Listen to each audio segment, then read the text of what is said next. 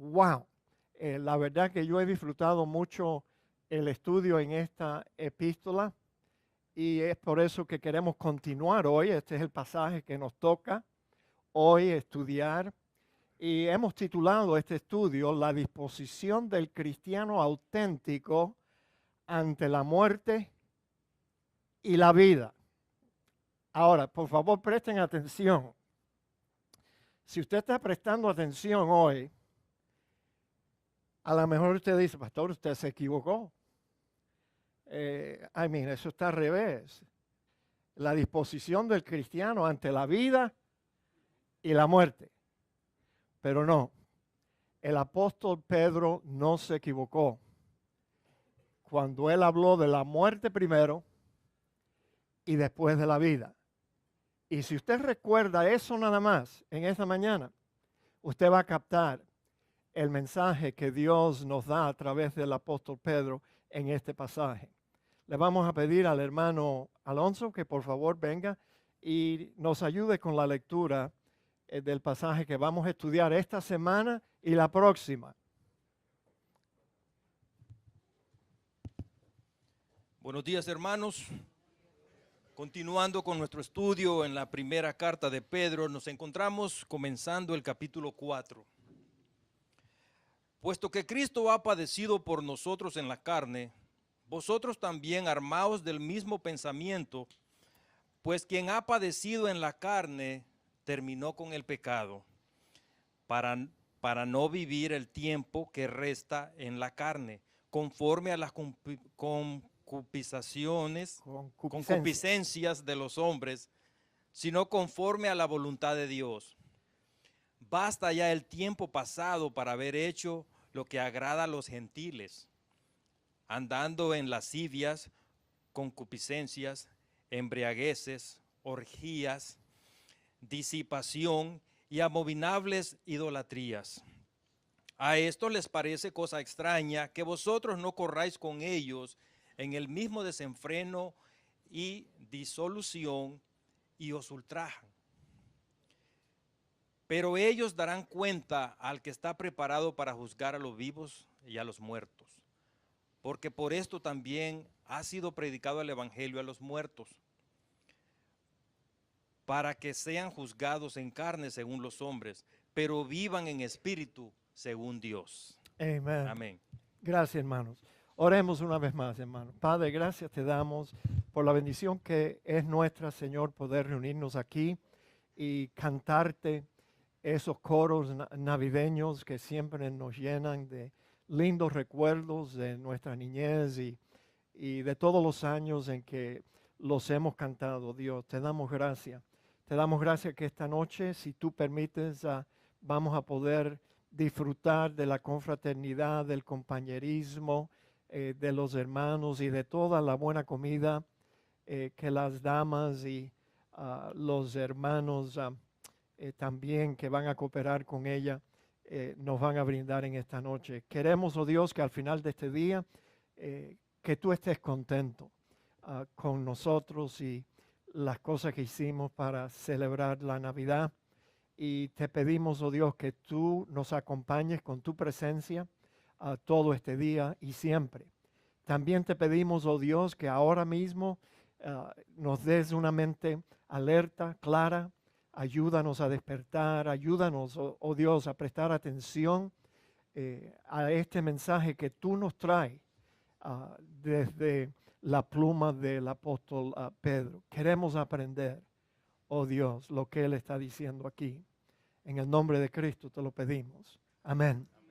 Tomen asiento, mis amados hermanos.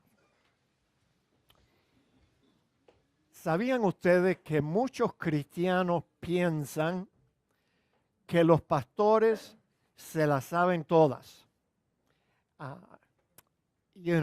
Pero déjenme decirle, los pastores no se las saben todas. No. Ustedes no se pueden imaginar el problema que nos dio a nosotros esta semana y desde la semana anterior, mientras que estudiábamos para entender lo que Pedro estaba diciendo aquí. Y desde luego, cuando yo digo lo que Pedro estaba diciendo aquí, entendamos que Dios era el que nos está hablando a través del apóstol Pedro. Pero qué problema. Una noche yo desperté pensando y enseguida comencé a pensar sobre este pasaje y estuve pensando y orando entre 1:30 de la mañana a 5:30 de la mañana, luchando con la interpretación correcta y la aplicación correcta de este pasaje. Orábamos a Dios pidiéndole, Dios mío, ¿qué quisiste decir cuando hablabas de nuestro padecimiento en carne? Y también hablaba con Pedro, tú sabes, hablaba con Pedro y yo le decía a Pedro, chico, pero ¿qué es lo que tú estabas pensando? That sounds like funeral music, doesn't it? No. Tú sabes, yo puedo hablar con Pedro con un poco más de confianza que cuando hablo con Dios. Y yo le decía, Pedro, pero ¿qué rayo tú estabas diciendo cuando tú dijiste, pues quien ha padecido en carne ha terminado con el pecado? Le hablaba a Pedro diciendo, si tú estabas hablando acerca de la muerte física, ¿por qué en el siguiente versículo 2 comenzaste a escribir acerca, ahí lo tienen, para no vivir el tiempo que resta conforme a la carne o conforme a las concupiscencias de los hombres? Tremendo problema. ¿Por qué el hombre empezó a hablar de la muerte para luego hablarnos de la vida, de cómo vivir? Bueno, mis amados hermanos, ¿sabían ustedes que en esta iglesia nosotros tenemos varios teólogos? Sí, no le tengan miedo a ese nombre, teólogo. Un teólogo es un estudiante de la teología y todos nosotros somos teólogos entonces. Y yo creo que esta iglesia tiene varios teólogos, pero esta semana, testing, está muy alto. Algo pasó ahí. Testing, muy alto.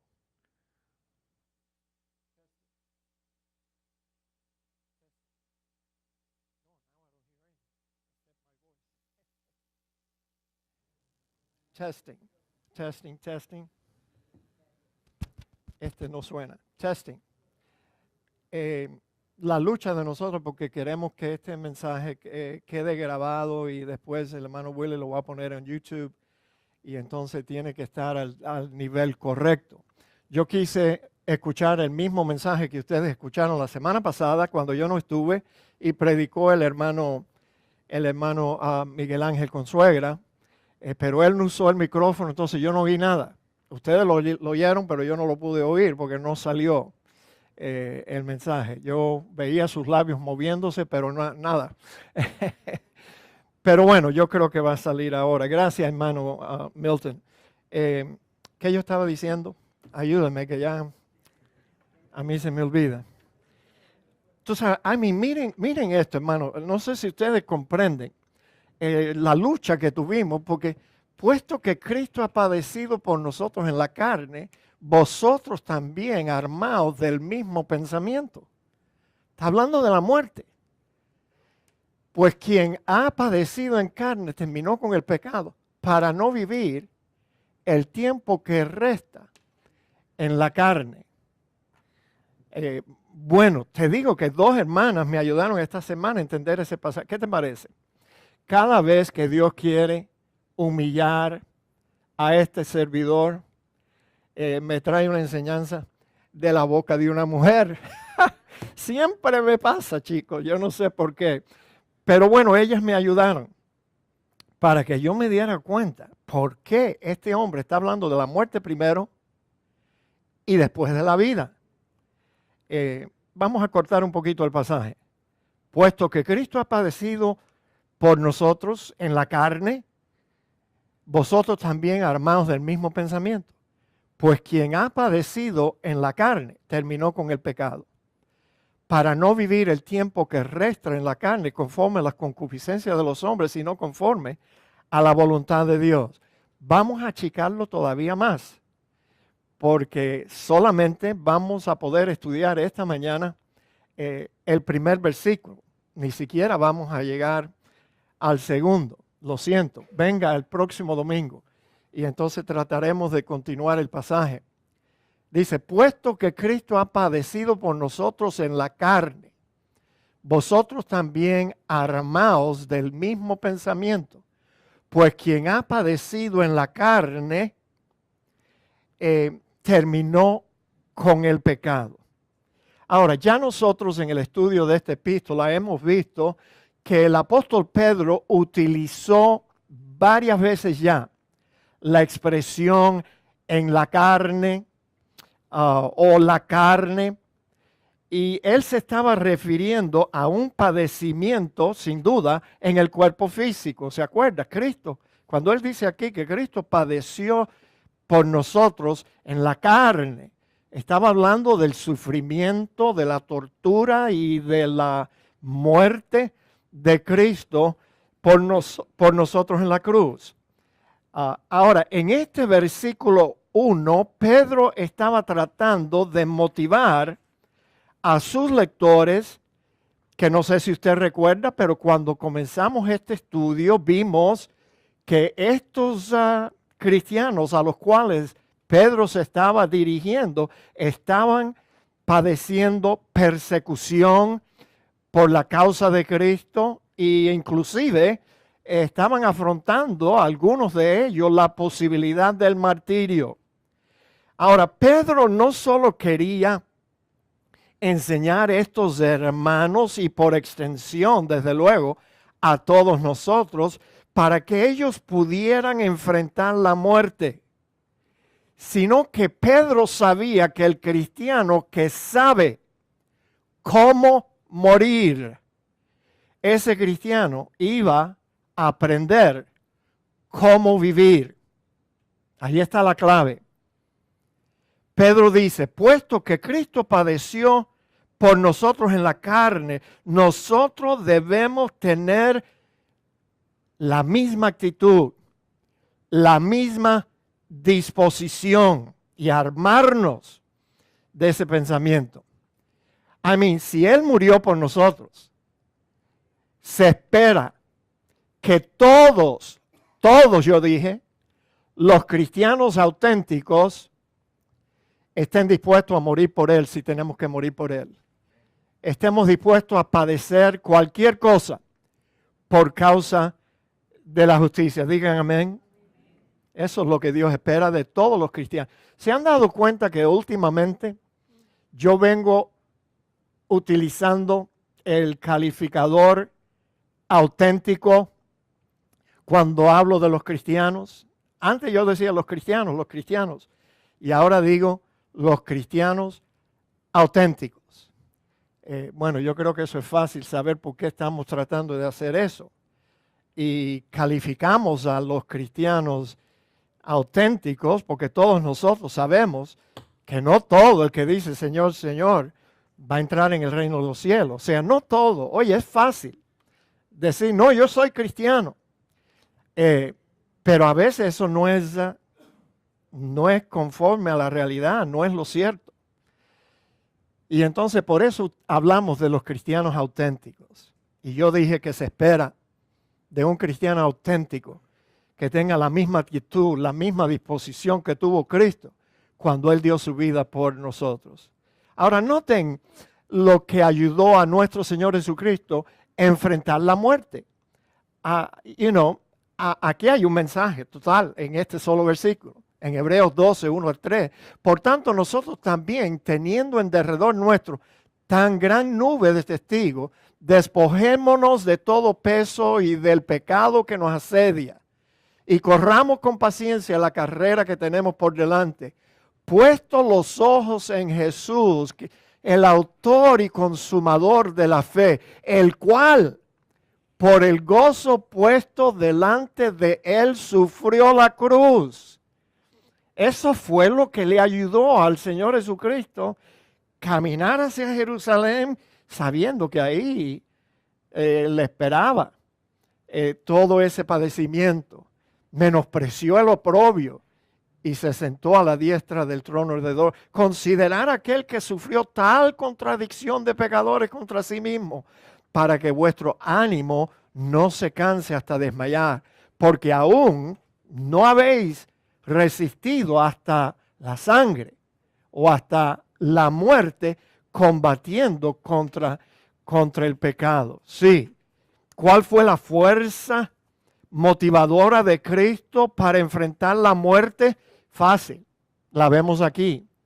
El Señor estaba mirando hacia adelante, hacia el premio, al final. O sea, el Señor estaba mirando al triunfo de su muerte y estaba mirando lo que iba a venir después, la gloria que le iba a venir después de su muerte. ¿Se dan cuenta, mis amados, que el Señor no estaba mirando hacia atrás, sino hacia adelante, al triunfo de su muerte? Él estaba mirando a la gloria que le esperaba después de la muerte. Él entendía el propósito de su muerte, que era ofrecerse como un sacrificio santo para expiar los pecados de su pueblo. Él sabía bien que esa era la única forma que iba a venir salvación a pecadores. Ahora, el recurso principal que Pedro pide para armar a los creyentes a enfrentar el sufrimiento injusto fue el mismo pensamiento que Cristo tuvo, que se manifestó en su padecimiento, en su sufrimiento y en su muerte. Tal pensamiento es una disposición a morir, debido a que los cristianos saben que la muerte produce la más grande victoria. Pablo escribió a los filipenses este pasaje que he citado muchas veces y que ustedes lo conocen. Pablo dijo, porque para mí el vivir es Cristo y el morir es ganancia. Y siempre añadimos, bueno, ¿para qué usted vive? ¿Para qué usted vive? No me diga que usted vive para su familia, porque entonces en la muerte usted va a sufrir pérdida, porque su familia se va a quedar de este lado y usted se va a ir del otro. Entonces, no, ese es un enfoque equivocado. No me diga que usted vive para amontonar riquezas, porque usted se va a ir de este mundo con los bolsillos vacíos. Y entonces, si usted vive nada más que para trabajar y comprar cosas y tener dinero amontonado, usted no va a tener ganancia en su muerte, sino pérdida. Por eso Pablo decía, porque para mí el vivir es Cristo y el morir para una persona que vive así es ganancia. Mas si el vivir en la carne resulta para mí en beneficio de la obra, no sé entonces qué escoger. Porque de ambas cosas estoy puesto en estrecho, teniendo deseo de partir y estar con Cristo, lo cual es muchísimo mejor. Digan amén. Claro que sí. ¿Por qué vamos a temer la muerte? Si la muerte es lo peor que este mundo nos puede hacer. Lo peor es la muerte. Pero si te matan, amado hermano y hermana cristiana, la realidad es que te hicieron un favor. Te hicieron un favor, sí. Porque tú vas a cerrar tus ojitos a este mundo y vas a despertar delante de la gloria del trono de Dios y del Cordero que está sentado a su diestra. Llegaste. Ahora, mis amados, por favor, no se vayan a suicidar esta tarde, porque me van a buscar un problema. Yo creo que algunos de ustedes van a salir de aquí con deseo de que yo les sirva un poquito de Kool-Aid, de ese grape Kool-Aid, laced with cyanide. Algunos de ustedes van a decir, vamos a acabar ya, pastor. No, no, no, no. Eso no sería la voluntad de Dios. Pero bueno, mis amados, el Señor estaba mirando hacia adelante. Y eso es lo que nosotros siempre debemos de hacer. Ahora, los cristianos de hoy en día, hablando en términos generales, no están preparados para sufrir y mucho menos no están preparados para morir. Digan amén. Eso es una verdad. Usted nada más que tiene que prender la radio cristiano o el canal ese que ustedes ven, yo no lo veo. Enlace. Enlace es un enredo, ten cuidado. Enlace. Y todo lo que los cristianos están hablando hoy en día es que Dios te sana de todas tus dolencias y de todas tus enfermedades y Él te libra de todos tus problemas también. Entonces los cristianos de hoy en día lo que quieren, ellos piensan que el cristianismo es tener un Dios allí en el cielo que va a responder a nuestra oración de fe y nos va a sanar cada vez que tenemos un callo que nos hinca en un pie. Mis amados, así está el mundo cristiano. Qué triste. Y acuérdese que estamos nosotros viviendo en el umbral de los principios de dolores y de la gran tribulación. Y ese es el tipo de cristiano generalmente en el mundo hoy, cristianos que no están dispuestos a sufrir, que quieren que Dios haga un milagro y los sane de todas sus enfermedades, de todas sus dolencias, y están dispuestos a dar plata, joyas, prendas a estos charlatanes en enlace, buscando el milagro que ellos buscan de Dios para no tener que morir.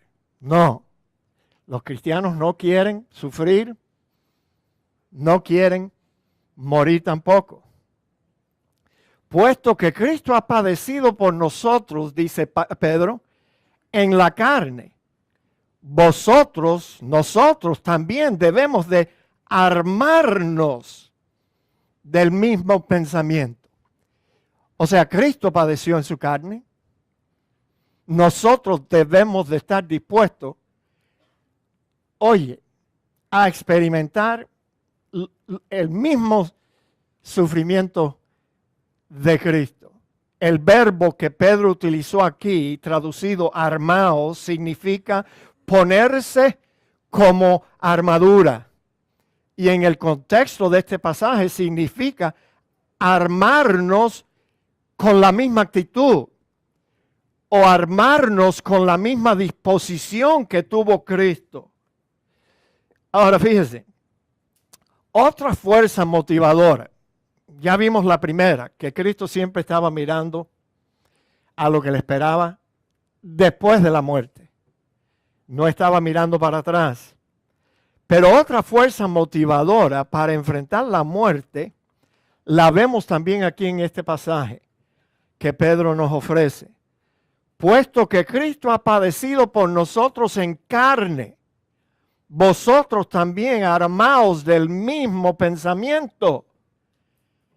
Ahora escuche bien y lea conmigo lo que Pedro escribió después. Pues quien ha padecido en la carne, refiriéndose a la muerte, terminó con el pecado. ¡Qué cosa más grandiosa! Terminó con el pecado. O sea, lo que Pedro está diciendo aquí es que la muerte nos libra del pecado y de todos los efectos del pecado. Es más, la muerte nos libra, no se embullen, pero mira, la muerte nos libra de varias cosas. Sí, fíjate, la muerte termina con todas nuestras enfermedades, con todos nuestros dolores físicos y emocionales también. Y si tú me preguntas a mí, ¿cuál es mayor en el mundo? ¿Los físicos? No. Los dolores emocionales. ¿Sabían ustedes que esta nación y otras en el mundo también están experimentando una crisis por la adicción a las pastillas que quitan el dolor.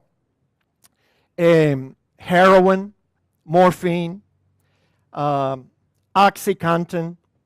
¿Cuál es otra? Percocet. Yo odio esa medicina. Yeah.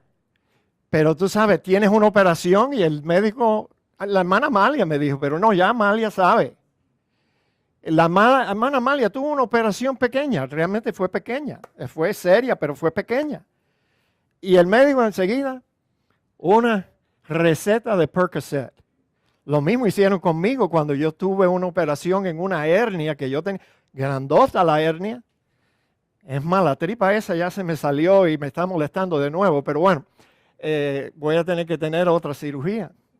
Pero el médico me recetó Percocet. Y bueno, rico. Oye, qué rico, yo dormía tan rico.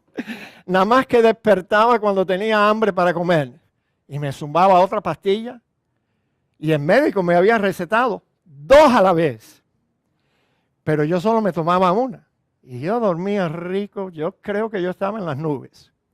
Porque tú sabes, las pastillas esas para el dolor, hay una epidemia de eso. El estado de la Florida yo creo que está en número 4 o 5 en las muertes debido a la adicción a estas medicinas que hay varias. Ahora hay una sintética que se llama fentanyl. Fentanyl es 10,000 veces más poderosa que la morfina para quitar el dolor. Y la gente está tratando de quitarse el dolor.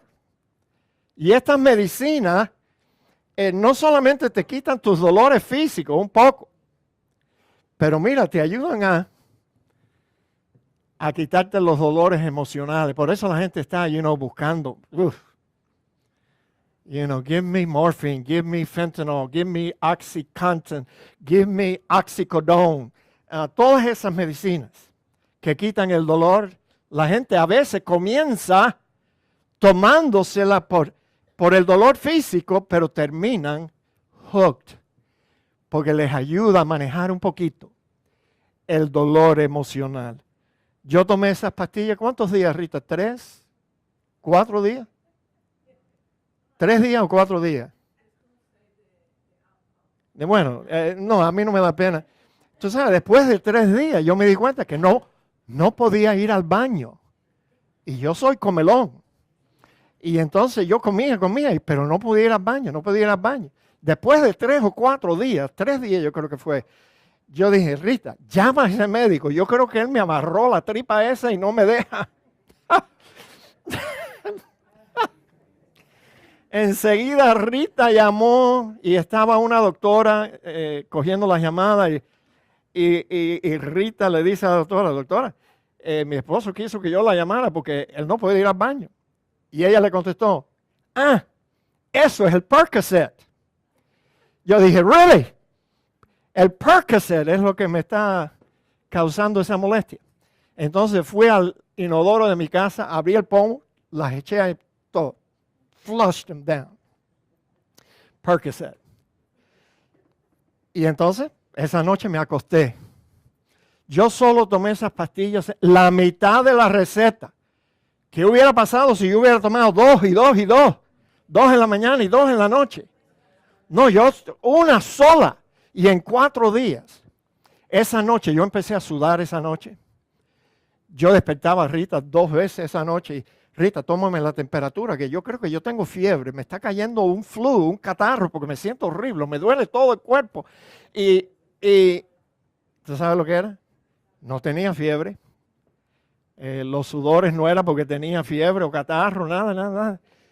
I was having withdrawal already del Percocet. A Amalia le dieron una receta de Percocet y Amalia lleva aquí varios ratos. Ella no se tomó ninguna. Usó a little bit of Advil o Tylenol, eso. Y ya. La epidemia es grande, mis amados hermanos, porque la gente hoy en día más que nunca están sufriendo. sufriendo dolores emocionales. Todo eso termina en el instante que morimos. Ahora, ustedes saben que yo no soy muy chistoso y cuando trato de ser chistoso, mis chistes a veces caen pesados.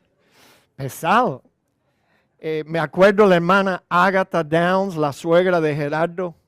Pobrecita, yo he hecho este cuento antes, si ustedes no, ya lo oyó, bórrelo, pero la hermana Agatha, pobrecita, una ancianita, ella entraba por la puerta todos los domingos y le dolía algo.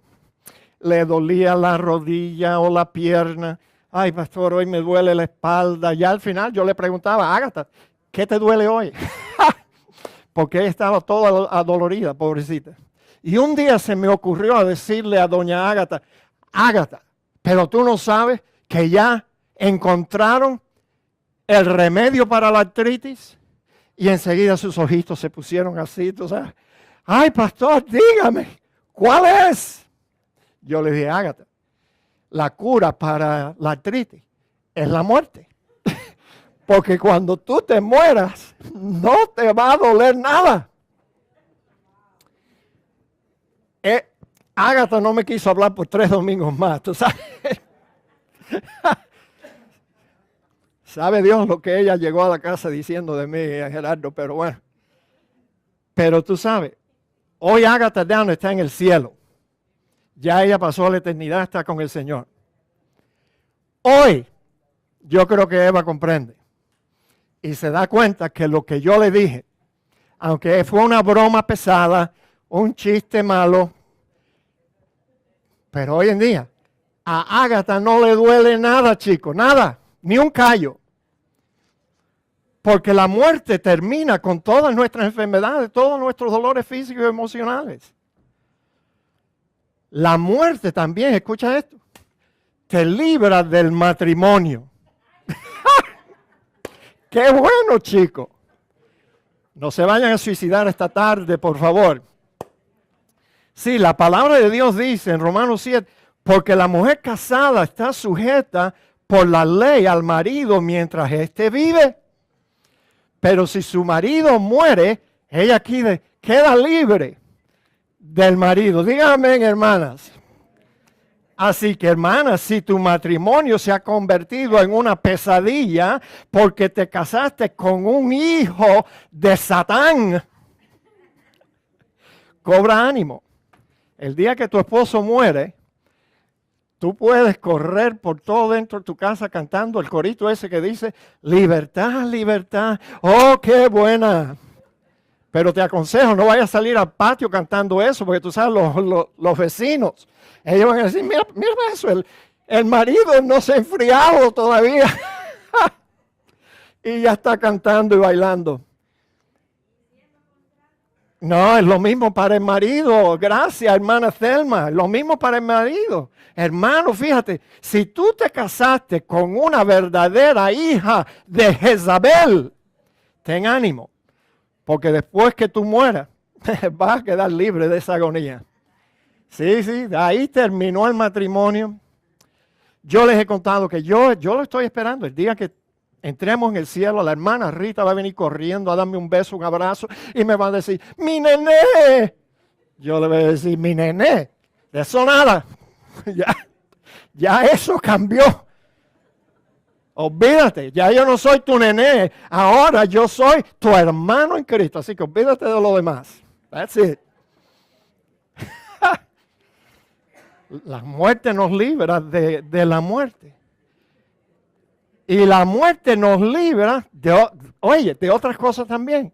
La muerte termina con el pecado. Qué realidad más maravillosa pensar que cuando el cristiano auténtico muere, sea por una muerte injusta o una muerte natural por causa de una enfermedad o por causa de la vejez, el cristiano que muere termina con el pecado. Cuando morimos ya el pecado no nos va a molestar más. El pecado no nos va a picar más con su aguijón. En realidad solo Esto solo es una buena noticia para el cristiano auténtico que sabe el daño que el pecado nos hace. ¿Ve? Solamente un cristiano auténtico que ya sabe, entiende el daño que el pecado nos hace, va a estar contento que la muerte termina con el pecado. Ahora, ¿cuál es el concepto que usted tiene acerca del pecado? Muchos cristianos están equivocados. Y claro, la gente del mundo más. Muchos cristianos piensan que el pecado es algo bueno, algo que nos da placer, y que Dios es un Dios caprichoso que trata con sus mandamientos de evitar que nosotros disfrutemos de lo mejor de esta vida, del pecado. Los cristianos aún piensan, muchos piensan, el pecado no es malo, Dios es malo, que no quiere que nosotros disfrutemos de todo lo que Él prohíbe. Ahora, si ese es el concepto que usted tiene sobre el pecado, pues usted nunca va a estar dispuesto ni listo para morir. No. Tú sabes, tú vas a ser el tipo de cristiano, y yo he tenido algunas experiencias así, no muchas, pero algunos cristianos, ancianos ya, que están al punto de morir y están lloriqueando en la cama ahí en el hospital diciendo, ay pastor, yo no me quiero morir, pastor, yo no me quiero morir todavía. Tú sabes, y a veces a mí me dan ganas de, me tengo que morder la lengua para decir, pero hermano, ¿qué rayo es lo que te pasa a ti? Tú no sabes que morir y estar con Cristo es muchísimo mejor. Tú no sabes que ya terminas con todo el sufrimiento y tú te quieres quedar aquí. ¿Qué rayo te pasa? Pero mis amados, si entendiéramos el daño que el pecado nos ha hecho y nos sigue haciendo, entonces estuviéramos más que dispuestos a morir y de esa forma terminar con el pecado. Fíjate, lean conmigo, ¿qué es lo que el pecado produce? El pecado en la raza humana es lo que produce todo el dolor físico y emocional, y después que te maltrata en esta vida, el pecado es la causa de todas las muertes físicas. Fíjate el daño que hace. El pecado en la raza humana es responsable de toda el hambre y de todas las enfermedades. El pecado es lo que ha causado todo el abuso, toda la esclavitud, todas las torturas. El pecado es lo que ha producido todas las adicciones. El pecado es lo que ha causado todas las guerras, todos los conflictos entre individuos, entre tribus, naciones y en tu familia también. El pecado. El pecado es lo que destruye matrimonios y familias. El pecado es responsable por todos los conflictos que hay dentro de ti. ¿Qué te parece? ¿Tiene usted conflictos dentro de usted que no los dejan dormir? El pecado es responsable. El pecado es responsable de robarte la paz y el equilibrio en tu vida. El pecado roba, mata y causa todo el sufrimiento y toda la miseria humana. El pecado es responsable por todos los crímenes. Pudiéramos añadir todo el terrorismo también. El pecado es responsable por toda la pobreza y toda la miseria en el mundo. El pecado es el peor enemigo de la raza humana. La verdad que Satanás engañó a Eva. La engañó. El pecado molesta. Perdón, sí, thank you. Un día de esto yo voy a aprender a hablar bien el español. But not yet. El pecado molesta la conciencia. Te digo que molesta la mía. Me molesta. Me molesta. Y últimamente y por años, mi conciencia Me molesta, no por los pecados que estoy cometiendo ahora, porque a Dios gracias, ya yo no soy tan malo como era antes. Todavía Dios no ha terminado conmigo, pero tú sabes lo que me molesta a mí ahora. Los pecados que cometí antes, cuando yo vivía en mi ignorancia.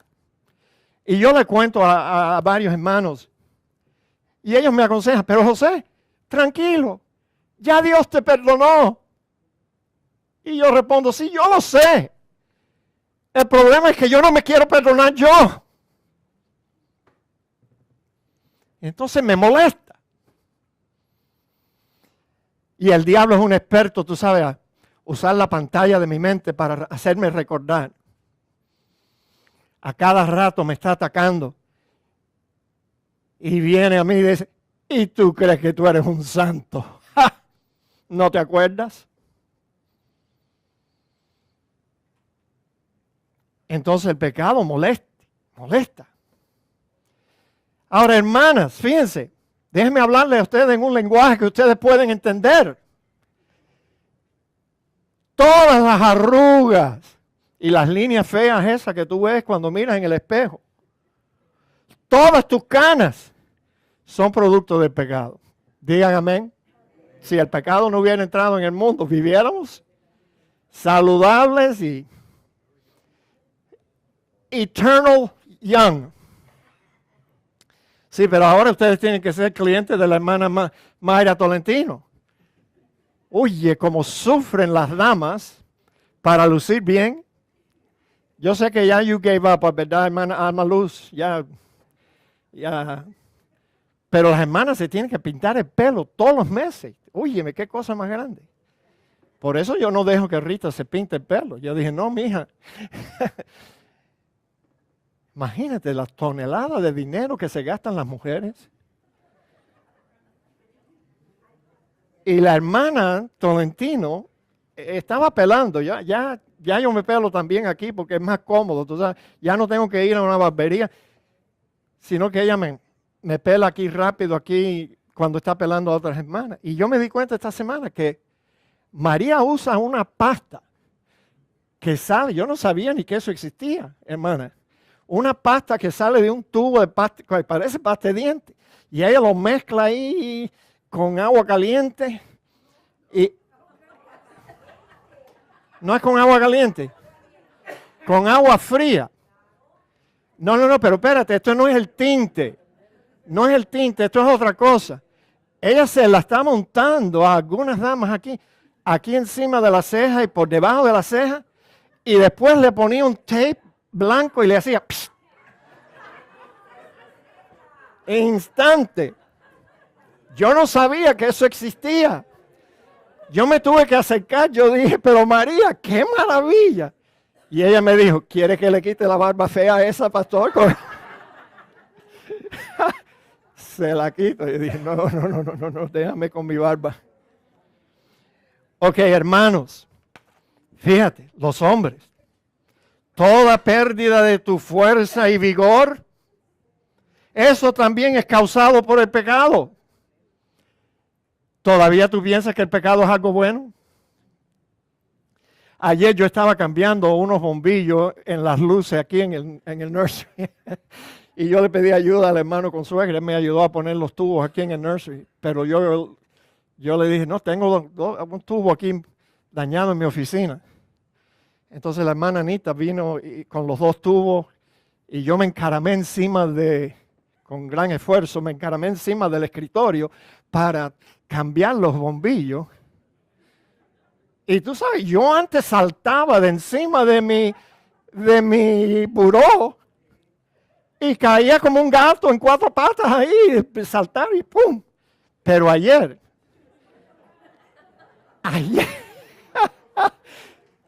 yo traté de usar la silla que está delante de mi escritorio, pero parece que alguien me la movió para atrás, porque cuando yo hice así, me fui para adelante, aterricé. La hermana Anita se asustó, pobrecita, y ella me ayudó de nuevo, otra humillación, me tiene que ayudar una jovencita. Óyeme, ya no es como antes. Todo eso y más lo causa el pecado. Es más, fíjate, nosotros sufrimos las consecuencias del pecado de dos fuentes.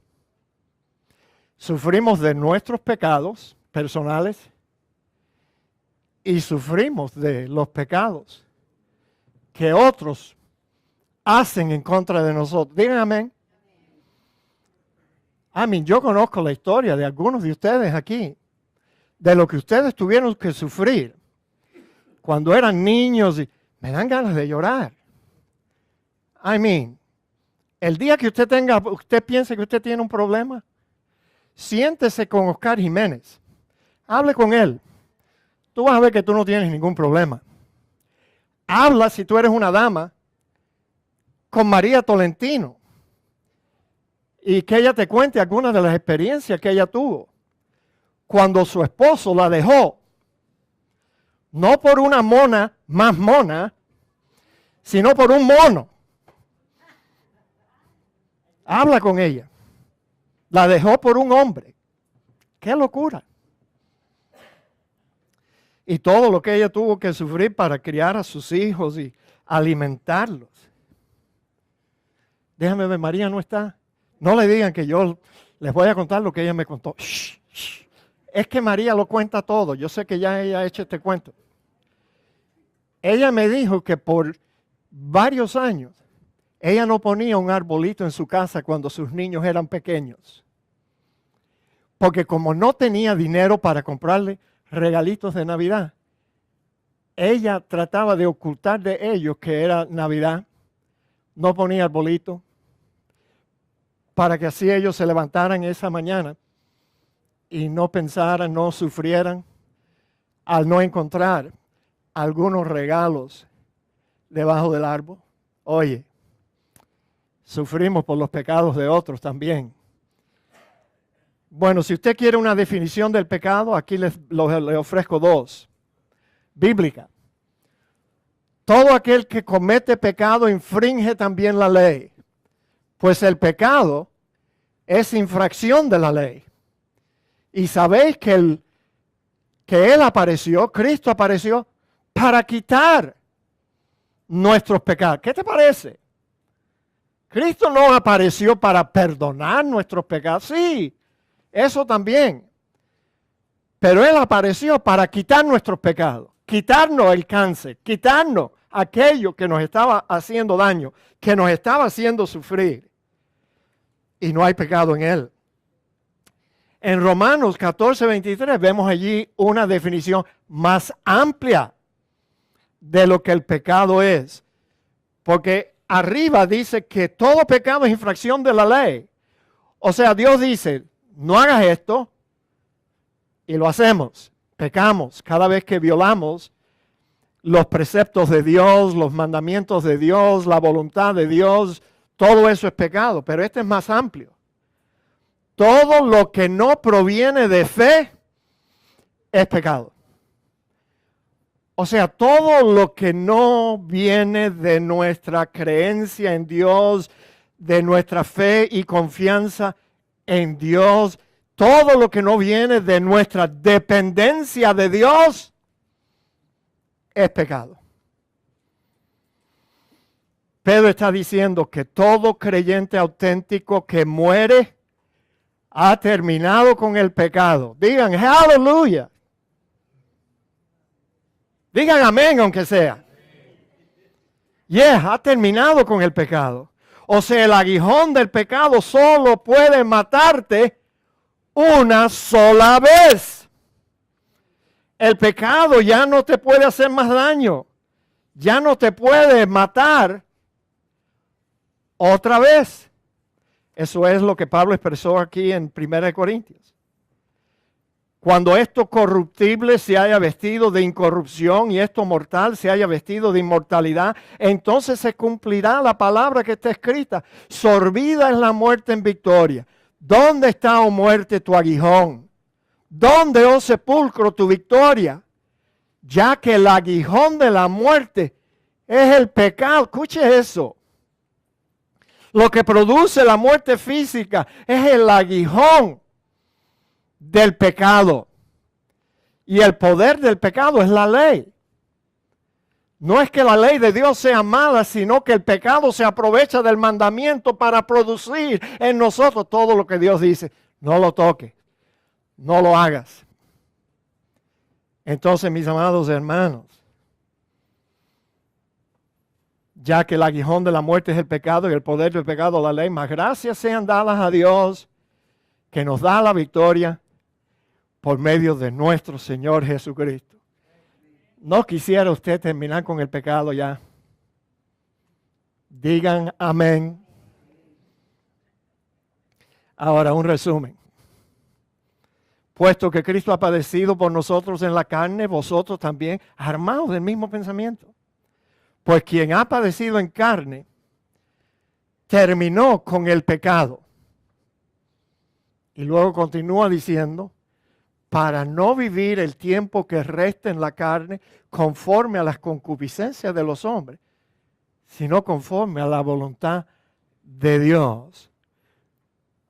¿Captaron lo que Pedro está diciendo allí?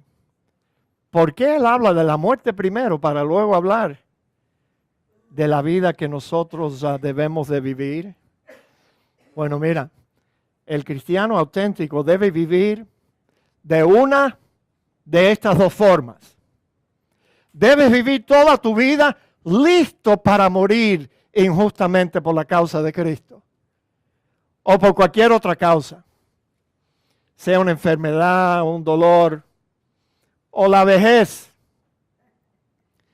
El cristiano debe de vivir de esta forma o de esta. Vas a vivir conforme a las concupiscencias de los hombres, no haciendo la voluntad de Dios. Pero escoge, amado hermano y hermana, cristiano auténtico, escoge. ¿Cuál va a ser el principio que va a motivar tu vida? ¿Vas a estar listo para morir en cualquier momento? ¿O vas a querer vivir conforme a las concupiscencias de los hombres? Mi pastor, acuérdense que yo también tuve un pastor. Yo no nací en Cristo siendo ya pastor. Yo tuve un pastor, Eugenio González. Y un día mi pastor estaba predicando un sermón. Y tú sabes que a veces se te quedan cosas. Y a mí se me quedó lo que él dijo ese día en uno de sus sermones. Él dijo, si tú no estás listo para morir, no has aprendido cómo vivir. Si tú no estás listo para morir, todavía tú no sabes nada de la vida. No has aprendido a vivir.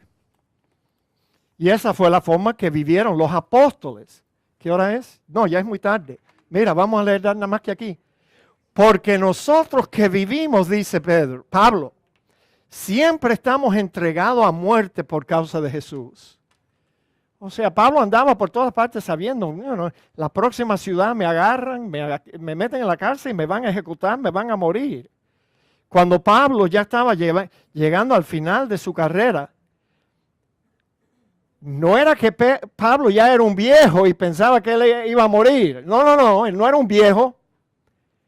Él estaba esperando la muerte. Él escribe a Timoteo y le dice, he peleado la buena batalla, he acabado la carrera, he guardado la fe. Por lo demás me está guardada la corona de justicia, la cual me dará el Señor juez justo en aquel día. Y no solo a mí, dice, sino también a todos los que aman su venida. Desde la prisión el apóstol Pablo escribió, porque sé que por vuestra oración y la suministración del Espíritu de Jesucristo, esto resultará en mi liberación, conforme a mi anhelo y esperanza de que en nada seré avergonzado, antes bien, con toda confianza, como siempre. Ahora también será magnificado Cristo en mi cuerpo, por mi vida o por mi muerte. ¿Se dan cuenta cómo el apóstol vivía? Cristo va a ser glorificado si vivo o si muero. en la hora de mi muerte yo lo voy a glorificar, demostrando que tengo esperanza, demostrando que he creído que me espera una vida mejor, un reino donde no hay pecado. Y las calles son de oro también, por si acaso eso te anima. Ahora, esta no es la opinión particular del apóstol Pablo, sino que debe ser la disposición común de todos los cristianos auténticos. I'm ready to go. Si tengo que morir por la causa de Cristo, heme aquí, Señor. O si me agarro un catarro de eso malo y me muero, that's okay también. Ahora, los historiadores cuentan que cuando le tocó a Pedro enfrentar su injusto padecimiento y martirio, lo iban a crucificar. Porque sus acusadores dijeron, tú eres uno de Cristo, pues te vamos a crucificar a ti también. Igual que lo hicieron con él. Pero los historiadores cuentan que Pedro pidió a esos asesinos que lo crucificaran boca abajo, porque él no era digno de morir en la misma forma que murió el Señor. Y así lo hicieron. O sea, el hombre que nos está diciendo, armaos del mismo pensamiento que Cristo tuvo en sus padecimientos, en su muerte, ármense ustedes con eso, lo demostró en la hora de su muerte. Puesto que Cristo ha padecido por nosotros en la carne, vosotros también, ármense, hermanos. Ármense de ese mismo pensamiento. Qué buena idea para los cristianos como nosotros que estamos viviendo en el umbral de una gran tribulación que nosotros vamos a tener que afrontar. Armarnos del mismo pensamiento. Ya el hermano Alonso y yo estamos listos. ¿Verdad, Alonso? No. Cuando te corten la cabeza, yo creo que tú vayas primero para que me digas si te dolió. No. Pero les dejo, mis amados, en esta mañana, con estas palabras sabias de mi pastor Eugenio González. Si tú no estás listo para morir, amado hermano, hermana que me escuchas en esta mañana, si tú no estás listo a entregar tu espíritu, no has aprendido todavía cómo vivir. Oremos. Padre, gracias te damos por la bendición de este sencillo mensaje. Señor, ayúdanos siempre a tener una mente clara para poder interpretar y aplicar bien tu palabra. Ayúdanos, oh Dios, cuando nuestro cerebro se tranca y se frisa y no nos deja pensar correctamente. Te damos gracias por el mensaje que hemos recibido de Pedro por parte tuya hoy, Dios. Y pedimos, oh Dios, que desde ahora nos armes con ese pensamiento que tuvo Cristo. Te lo pedimos en el nombre de Cristo Jesús. Amén.